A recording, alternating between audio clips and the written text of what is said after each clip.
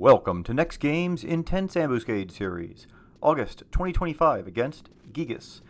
Now it looks like we haven't seen this one in over 4 years, and it's a great month to get easy hallmarks on.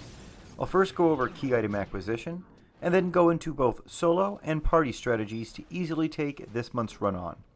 While covering these strategies, you will see me solo this month's run on the normal difficulty with my well-geared ninja, and on the easy difficulty with my decently geared Dragoon. Following both those examples, you will see one final example with me taking it out on the easy difficulty with my ninja wearing only ambuscade gear and weapons and not allowing myself any gear swaps, add-ins, or plugins, and being sure not to use the difficult to acquire Monburrow. Now for the key item this month, you will need 1 Gigas kill for your first run of the day, and 3 Gigas kills for multiple runs in that same day. My favorite spot to get these kills is to home point warp to Upper Delkfut Tower in Quiffham to quickly access many Gigas who can give you your key item. You can also get your Volume 2 key item here off the pots and dolls, which makes it a nice quick spot to go to this month for both the key items. You can also try to home point warp to Zarkabard in the past, where you can find nearby Gigas. If you have any other of your own suggestions where it is you can get your key item this month, don't hesitate to mention it down there in the comments. Now onto the run itself, which is against a number of Gigas. Now how many you face depends on the difficulty level, so let's start there. Now on the very easy and easy difficulties, you will face 3 Gigas. The Bezzetto Unculatus, who is the largest that you will see and poses the most risk to the group.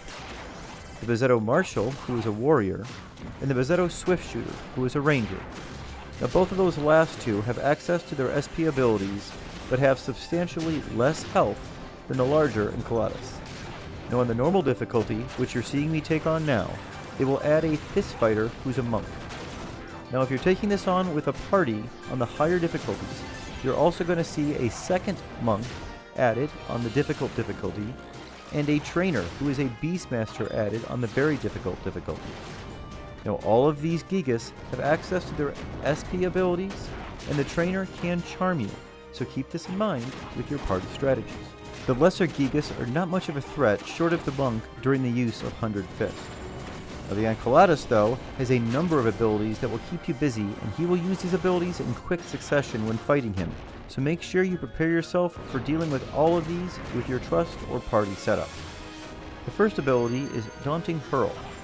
Now that only targets a single person and will inflict a small amount of damage and petrification if it's not resisted. Now it's blocked by a single shadow. You want him to use this ability as much as possible as it's the least damaging of his 4 abilities. The next least damaging is Glacial Bellow, which is a Kono ability. Now this will do ice damage, and if not resisted will inflict encumbrance, stun, and remove your weapons. Now you could think that this could be quite dangerous, but my test today I didn't see my weapons unequipped a single time. But know that if you are seeing that your weapons are being unequipped, or you're being encumbered, you need to add more magic evasion to your TP setup, or go down in difficulty. Now the next ability is Mercurial Strike. Now this ability hits for a random amount of damage, at times up to 100,000, but only extremely rarely, and reportedly only when used during the skill chain window. Now today, in over 10 tests, I didn't see this occur a single time, but I know I saw it occur a time or two 4 years ago, so it's either happening less or I've just been lucky this time around. That being said, this luck includes my Dragoon and many Trust tanking examples, and all of them had no problems living to it this time around, so it does seem as if it does happen less, at least on the lower difficulties that I'm taking it on with it doing only a few hundred damage. Know that if you are unlucky enough to actually see it hit for that 100,000 damage, go ahead and try the run again. I would hope that you would not see a second occurrence. Now the last ability that can be used is the one that you really need to watch out for, and it's Muzzling Wallop. Now this is an AoE ability that will cause damage and knockback, and reduce the MP of all it hits by 5 times the damage dealt to them. Now in a trust situation, this of course will leave your mages without MP in short order, and in party situations, if it hits one of your mages in the back line, your run is all but over. So one of the biggest challenges in this run is dealing with this mechanic. Now in trust setups, you want to use trust who do not rely on MP to cure you, and who will restore large amounts of MP to the group. Now the main trust you need to make this work in a trust setup is Seththis. He is critical this month.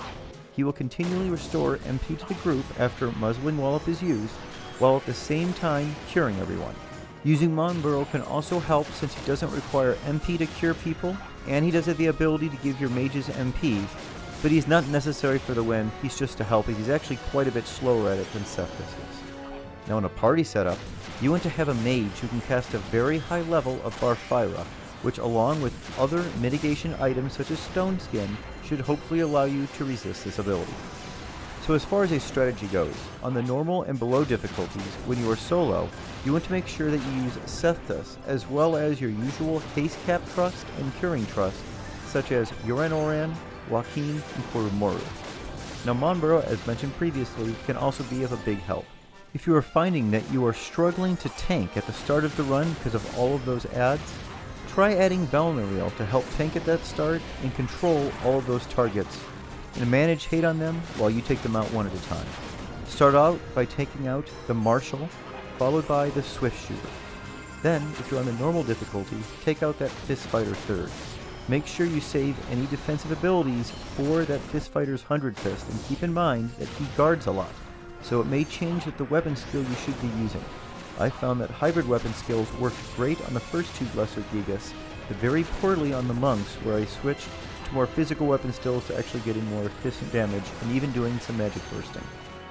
Now once the monk is down, it's time to focus on the Enceladus. Try to make sure that the enemy is not facing anyone but the tank to avoid people getting hit with Glacial Bellow.